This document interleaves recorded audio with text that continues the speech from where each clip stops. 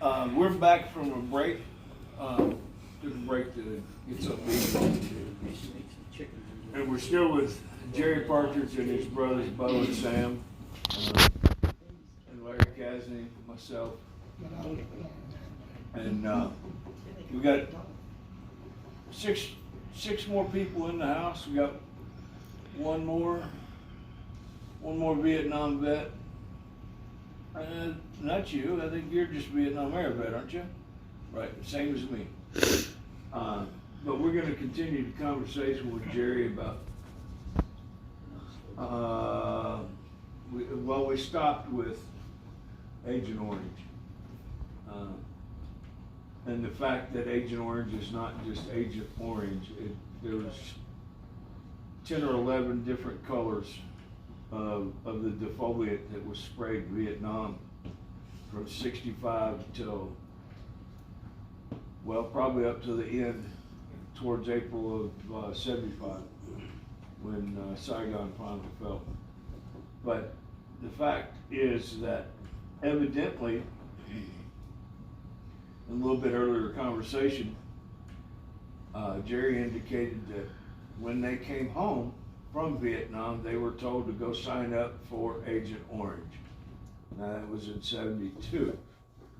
So my problem with it is whether an individual goes and signs up for it or not, that's, I guess, up to them. But the fact that the government didn't acknowledge up until recently, or wouldn't own up to the fact that they used that type of defoliant that has caused many servicemen and women, because there were a lot of women over, nurses, doctors, truck mechanics, infantry, Marines, even some of the Navy guys out on the boats. You're spraying that stuff, it's going everywhere. So it has affected many people.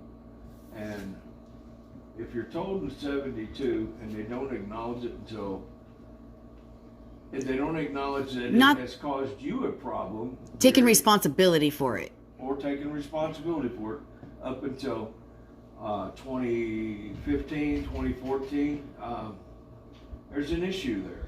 And we may not be able to do a whole lot for you with this, but we're going to get your story out, because it's lack of responsibility on the government's part.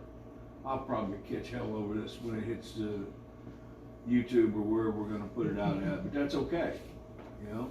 How old were you when you started seeing the side effects of Agent Orange? Was it pretty noticeable in the beginning when you came home? Yeah, about 2 years after I come back. About 2 years. 75, 76. I started going to the VA hospital in 75. And I fought liver trouble. My liver was killing itself. And nobody could figure out why. And I had a preacher that told me what to do about it. And Right. I cured that liver problem. And that was, my mom helped me cure it. She'd buy a sack of carrots about that high, and then she'd juice them. Right. Oh. And I'd drink the juice, about 2 quarts a day for almost 10 years. It was good, but boy, I mean, I was full of carrots. But I figured that was good for my eyes, because I never did see a rabbit running around with glasses. I heard that. But you continue to suffer side effects due to Agent Orange that they finally acknowledged in 2015, 2014. Well, 2013, I think it was. Okay, 13.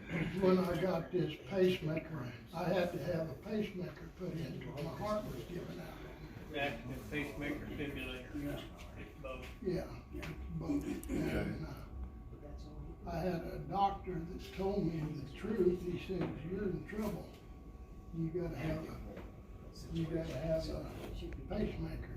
Right. He says, I can put it in, and he said, I'll give you the least pain that I can. So I give him permission, and he put it in, and it works. It's been keeping me going now since 2013,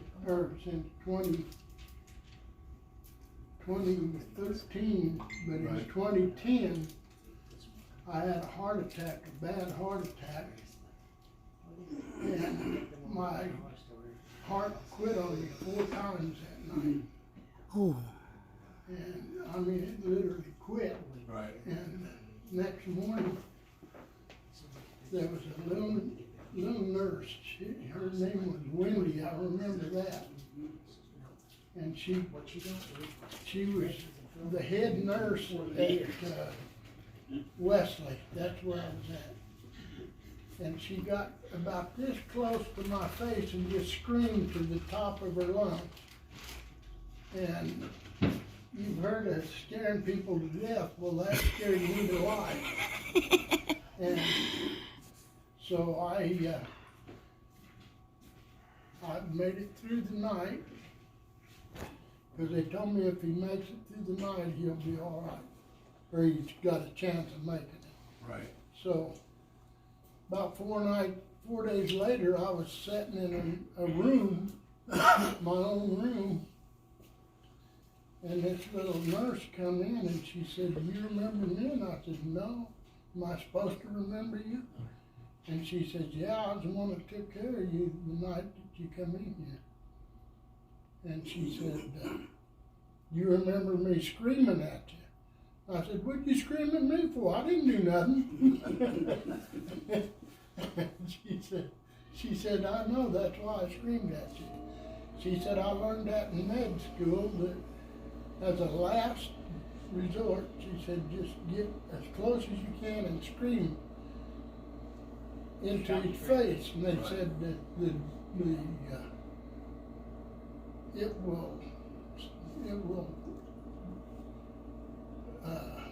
jar your memory. Shock your system. You shock your Shock. brain. Shock See, your he's brain. And when she done that, she stood up, and all these doctors and stuff around said, "What do you think? What good do you think that done?" And just about the time they said that, my heart took a beat, and it started beating again on its own. See, he's only got 24% of his heart working because of that stuff. Yeah. About 12% of the heart output of my heart. But it's better than none. Yeah, it's better than none. You're right. And they're going to replace this pacemaker at the end of this year. Right. Okay, so along with that, we've sat here and we've met you a time or two. Your shaking seems to be getting worse. Is that caused by that? That's tremors. That's caused of heart attacks that I've had, and that's all started off of this Right. Okay. Agent Orange. But I'm not as bad as I used to be. I can sit there and slow it down. Yeah. But I don't like them tremors. Yeah. That's about the worst thing I've ever had. And I could prove that if I had a glass of water sitting here. I could glass of water right here, and I'd have it all over the table with this hand. With this hand, I can pick it up. With this hand, I can't. Bo, what you got? Any questions? Well, it says, I thank God for bringing him back. No, you got a question. What's my name? Forget that.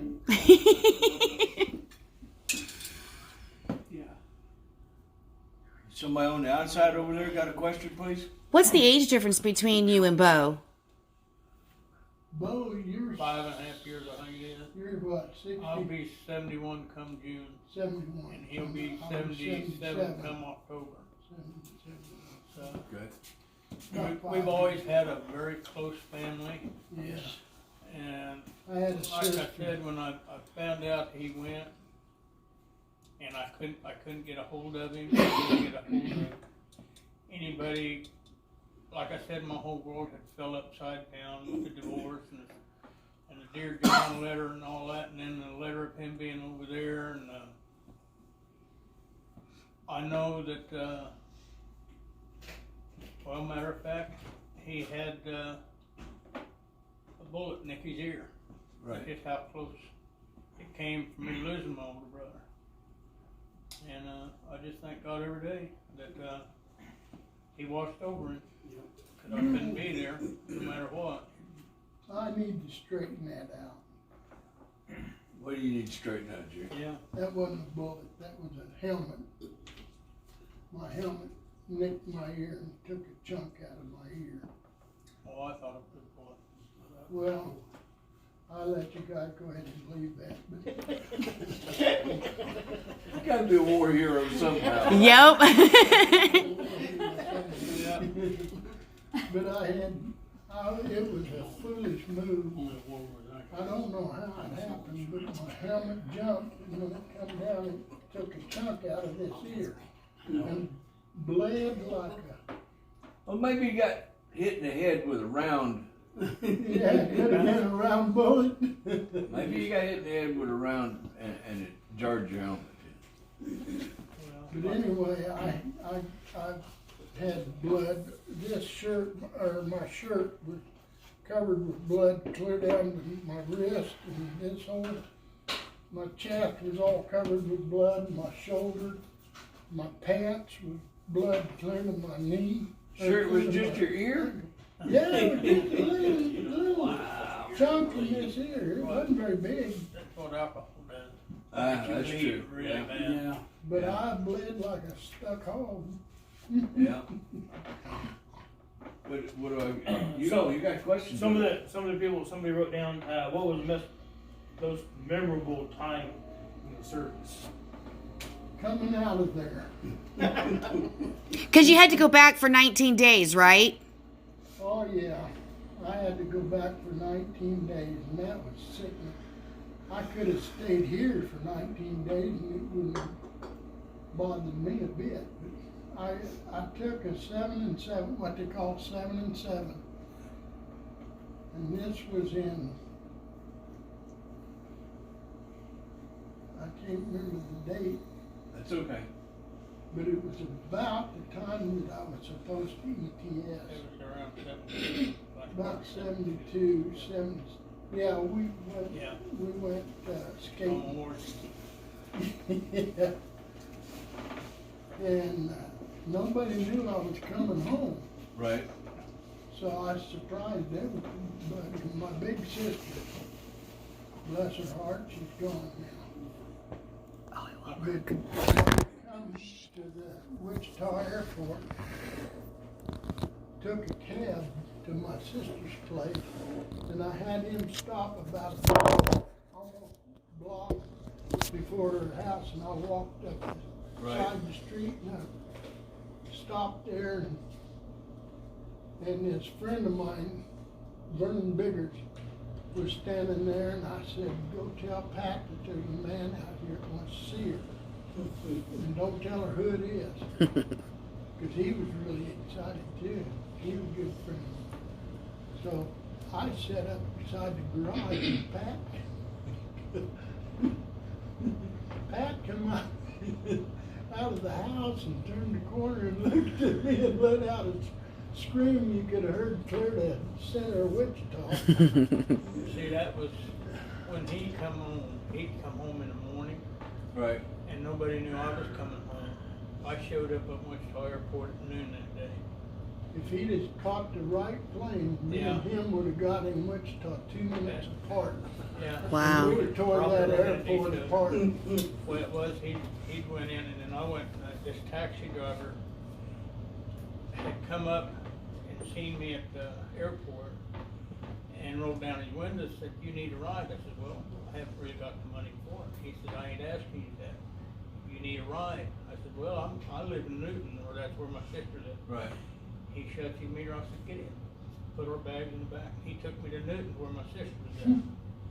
And he didn't know I was coming home either. Nobody did. Just like he did. Nobody knew he was coming home. And so I got to my sister's house up in Newton, and this is the one that's still alive, Jan. Right. And I was laying in on the couch, well, I seen, because she never locked her house. Never locked it. Back then, you didn't have to worry about it. Yeah. She'd come around the front door and it'd lock, and I don't know why I locked it. Well, she was going back around, I went and unlocked the door, and she come back around, I said, "Door doesn't lock." Well, she come back around there and didn't even realize who I was, or what was going on. Right. She walked in, and then she realized it was me, she started crying. She said, "You've got to come with me." So we get in her car, she said, "Jerry's here." I said, "Really?" He said, "Yeah, he got in this morning." So I went over to his ex-girlfriend at the time, or girlfriend at the time. Well, I was sitting there, and he was talking to Jan, and he comes in, well, we meet. And then we went that evening and seen my mom, and you could have heard her screaming in Vietnam. She screamed so loud. And it was awesome. But if we'd have showed up the same, I don't know if Mom's heart could have took both of us coming at the same time. I doubt it. So, Couldn't hardly take me by myself. Well, that makes it a joyous occasion. yes, it was. It sure But was. when my sister Pat seen me, she let out a squeal. You could hear it clear up to And the middle of town. our dad was in the 101st Airborne. Okay. And he was one tough little man. He wasn't any taller than what me and Sam is. Right. But you never seen him cry. When we come in, he had tears in his eyes. His boys come home, and that was the most awesome feeling ever. That's a big deal. That was the first time that me and my dad ever got along. Yeah. And we had trouble the whole time when I was young. And it wasn't me, I don't think, it was him. But evidently he must have thought I was a coward or something, I wouldn't do nothing like that. Because Mom said when I left the airport out there, he broke down and cried like a baby. And my sister was already bawling like a baby. I told him, I said, "I'll be back." You don't have to be a hero to go do what's right, what you feel is right before you No, cut. you don't. Yeah, You don't gotta come I home a don't hero, feel- I don't you feel know? a hero. You know, and the way the treatment was when guys come home, this country should be ashamed, okay, because of the treatment that you guys got. I didn't get that. Because I was just a Yeah. Vietnam era veteran. I mean, I went and done what I needed to do, but when I would come home from somewhere, I usually drove. So I didn't have to go walk the gauntlet, so to speak. Do you people remember Yeah. Martha Ray? Yeah? How many of you here remembers the comedian Martha Ray? Yep, I do. I remember.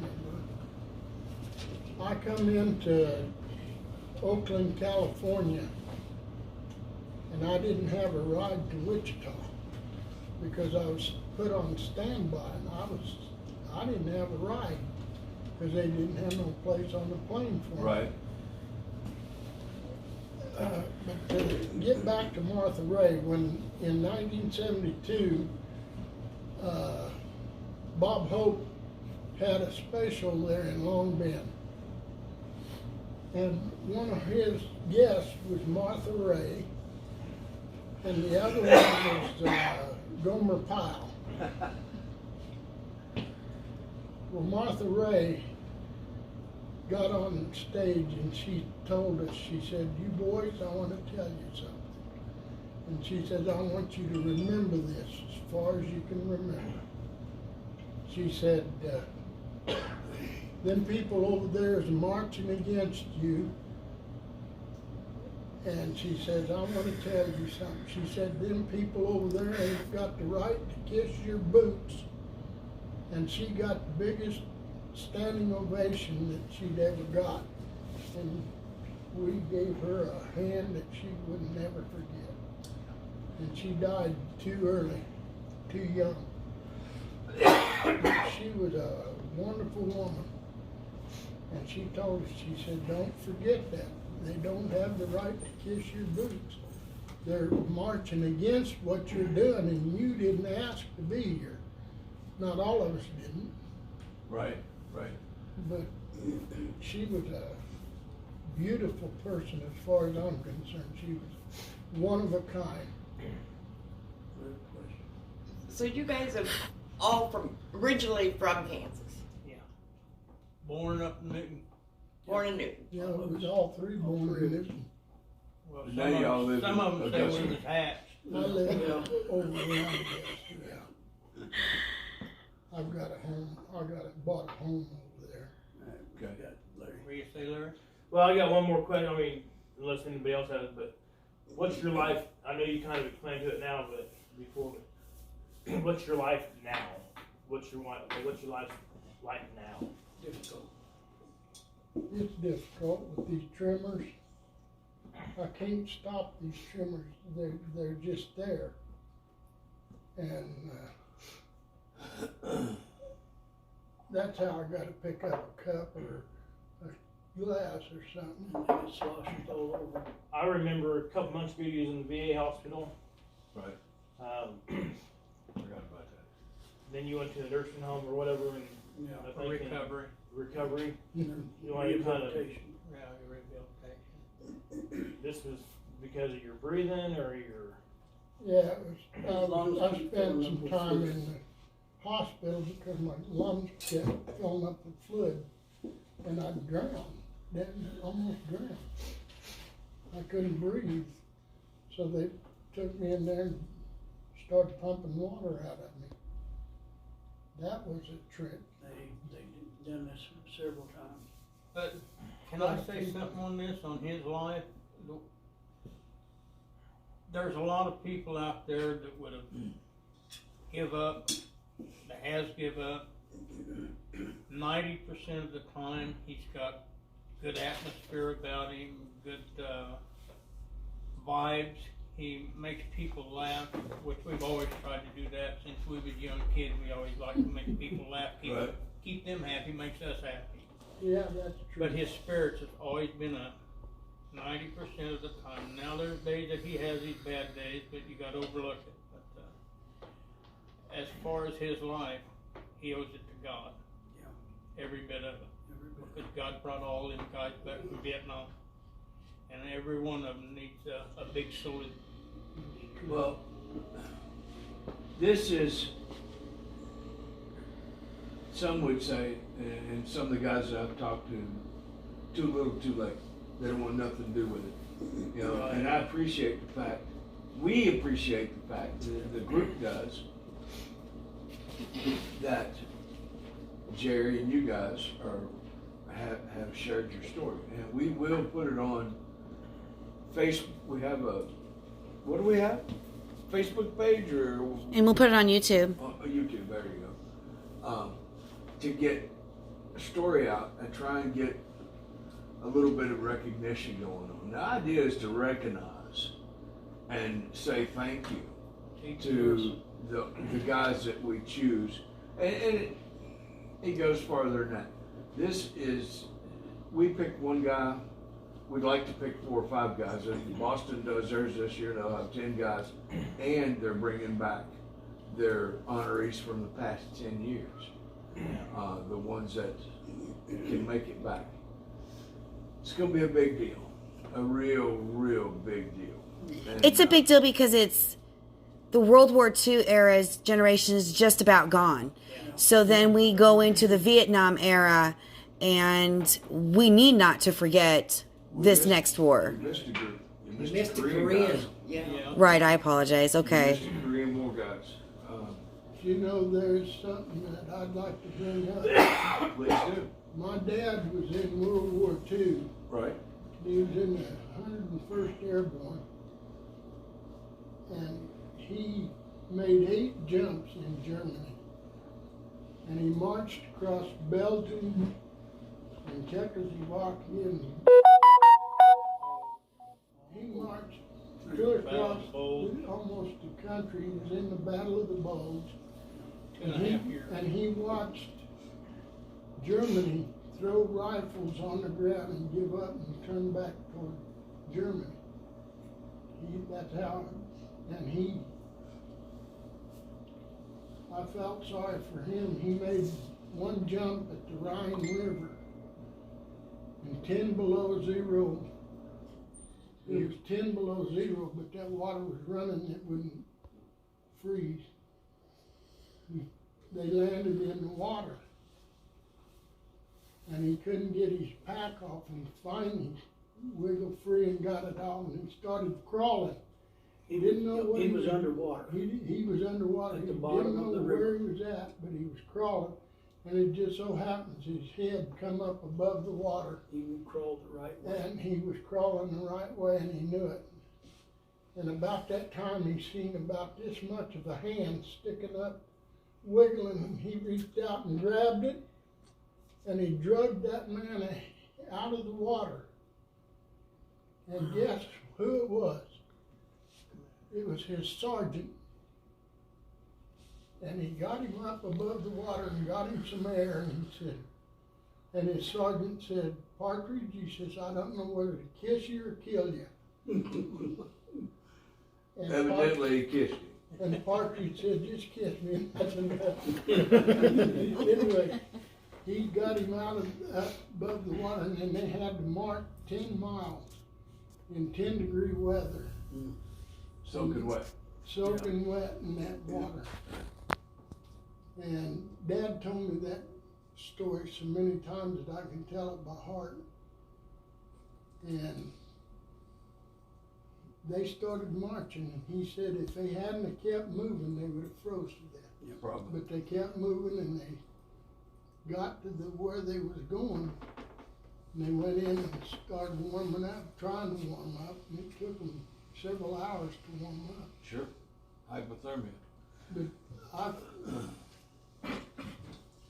I would give everything that we've said here tonight to the honor of my dad. Because he knew who he was fighting. We didn't know who we was fighting. I went up and got a haircut one day up on post while I was over there. And that night we killed a barber coming through the wire. So we didn't know who we was fighting. Damn. But it just happens that way. All the veterans that serve this great country need some sort of recognition. This is meager. This is very, very meager recognition for what you, your family's been through, and any of the other guys and girls that are standing around here right now, listen to this, and to any that may watch this, we thank you from Post 401. American Legion Post What I 401. can say is, I salute every human being that's ever served in the military. And I'm just glad that I had a part of it. I can look back on it and say I wish it hadn't happened, but I wouldn't do it again unless they called it a war. Right. That was a police action. We got over there in Vietnam, we had to have permission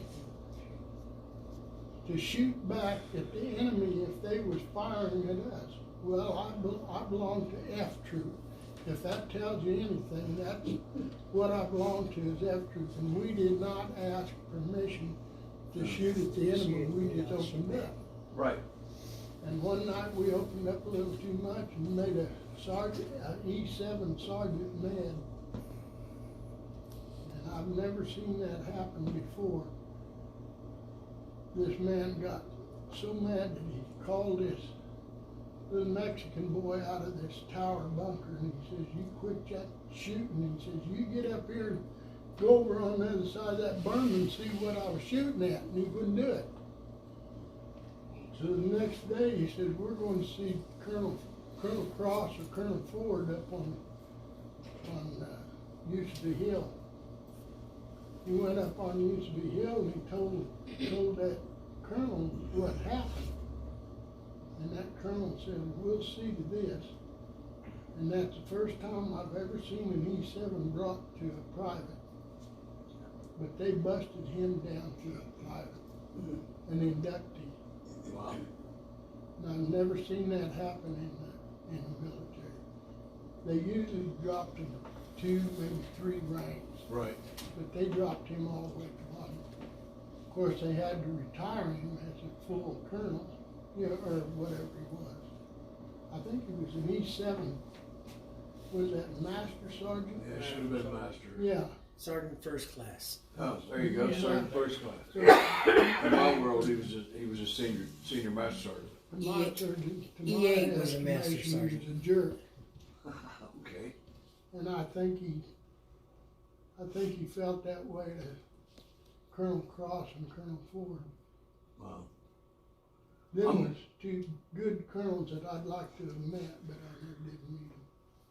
Well, I'm gonna end this for tonight. Hold on, honey, I got one more. Oh, you have one more question? Okay, I'm not No, going. I know that we are honoring Jerry. He is our honoree. Right. But I also think that we need to honor the other 2 brothers also. Yeah. They me were too. there right with them. He's the one that needs to be honored, not us. No, you guys need to too, cause you was part of it. So, If see, you we're wanna lucky do this it, way. If you guys think about this, we get 3 for 1. If you guys hadn't been there, I probably wouldn't have. Am I right? Well, all I can say is we thank you. Yes. And thank We you get 3 for honoring- 1, see? Thank you for honoring this, Yes. because, It's like a long- I said, it's a long time night coming. after night, drinking a beer after a beer, praying that my brother's gonna make it home, because I had no idea. This has been a long time coming. He's needed it. I Well, had all no 3 idea. of you needed it though, for a long I'm time. glad we could do something, for you guys. I wanna say thank you to all of you people. Yes, thank you guys. Because we've never Thank you. had any kind of honor of any kind since we come back, since I come back from over there. I never had anybody, other than just the last 4 or 5 years, I've had people walk up and say, thank you for your service. Right. And that just Makes you feel good inside. makes me feel good all over. Yeah. Whatever happened when we come back, no matter what people treated us like, when somebody comes up and says, thank you for your service. That- makes I you get it feel every good. day. It makes I you feel do- good. I do anymore. when you- I put a hat When we on. wear our hats, mine's in my truck. I got A a Vietnam solo. era hat, you know, I get it every day, but Yeah. it does make you feel good. Now I've Well, got I a try and return it For a too. long time, my daughter didn't even know I was in the service. now I've got- Because of the way I was treated, the way that all of us guys when we got off was treated, I was ashamed for a long time. Until my daughter finally found out, Dad, why didn't you tell me?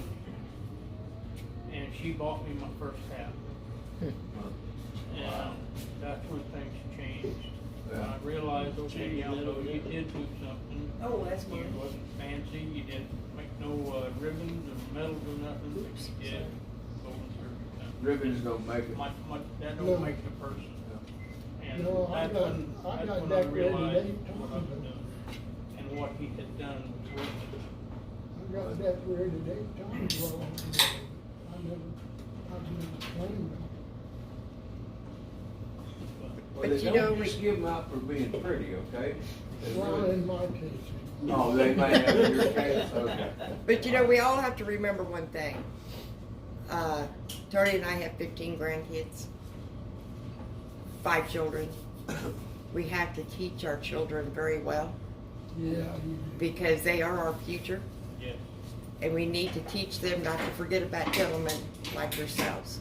Even if they are. Very good song for that. You don't have to support the war of the occupation, but you always have to support your veterans. You have to support your troops. And that's the way I was raised, no matter what. Thank you, thank you. You know, somebody that I really count on doing that, that's Terry Fader. Have you ever watched Terry Fader's show? Mm-mm. Terry Fader at the end of his show will always say, ask anybody that served in the military, stand up and be recognized. And the first time I seen him do that, it almost brought tears to my eyes. And I ain't a ball baby, but it shook me up because it made me feel good. Because he was saying that to everybody through his whole audience. listening audience, and I've respected that man ever since. He's a comedian, and he's a ventriloquist. I call him ventriloquist, but he's a ventriloquist, and he's good. He's the best that I've ever seen. Fader. I can remember that. Terry Fader. You can get a disc from him. He sings a song that really kind of honors the veterans, and it says, "I'm coming home." It's a really good song. I'll have to look it up. Yeah, Yeah. that's a good Thank song. you guys, every one of you. Yeah, thank you. And Yeah. gals. Yeah, I appreciate Well, I this. think I can speak, I can speak for 401 and the Kansas Willing Department. Thank you for that. She was too. For everything. She is. Thank you for your service. You too. I was aiming for him. Yeah, I got in the way. No, that's all right. That's Both of Tony, them. Tony. There you go. But I just appreciate the honor. I mean, it makes me feel good, and it makes me feel like I've done something. Yeah, definitely. Well, you have.